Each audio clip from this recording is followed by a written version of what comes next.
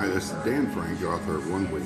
We're here at Historic Halton and we stopped to have some lunch. And I thought I'd bring up a few points about One Week. It's really a story, although it's a story about billionaire duck hunters, a family.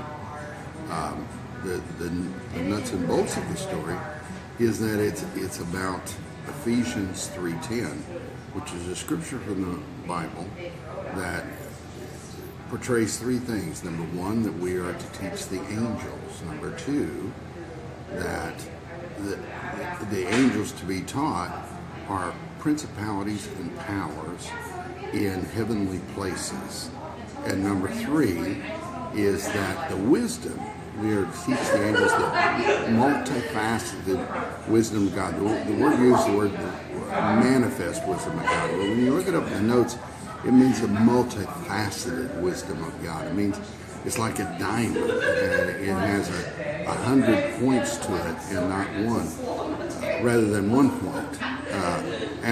We often, myself included, we try to condense the Bible down to one issue, 1 point. And the wisdom of God isn't that. It's 100 points, and they're all dazzling in their own right.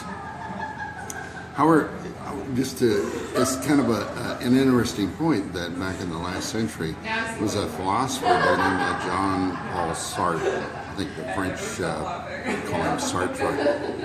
He drafted a book titled Being and Nothingness. It was 800 pages, and I remember as a student of philosophy I had to read it. But he was awarded the Nobel Prize for this book, and Sartre turned it down. Anyway, 800 pages of being and nothingness boiled down to 2 sentences. And that was the fact that Sartre said that all of human endeavor is absurdity, because he said in all human endeavor, we are endeavoring to a static point. That is, we want to buy a new car, but the minute you buy a new car, it's no longer new as you begin to drive it, so it begins to deteriorate.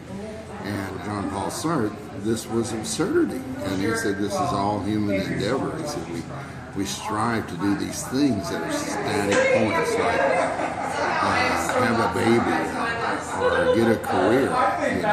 And he said the minute that you do that, he said you can't achieve it and hang on to it, because even a newborn baby begins to change as it grows. And by the time it's a teenager, you probably don't even recognize the lad or lass.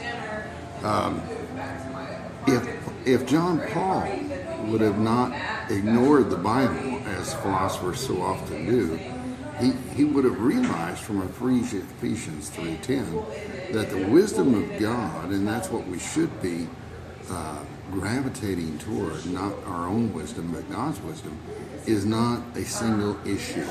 It is dozens, if not hundreds, of issues and truths. And that's why Ephesians 3:10 depicts that we are to teach the angels the manifold wisdom of God, meaning it's more than one thing. And Salt missed that, John Paul Sartre missed that entirely. Okay, a bit more about teaching angels. That is a primary function of the book One Week, which I am the author. And sometimes people take exception with that. An argument kind of crumbles against teaching angels when we discover that right after Jesus was resurrected from the grave, the first thing that he does is he goes and preaches to imprisoned spirits. And now, these can't be human spirits, because that would open up a whole Pandora's box that man might have a chance after death.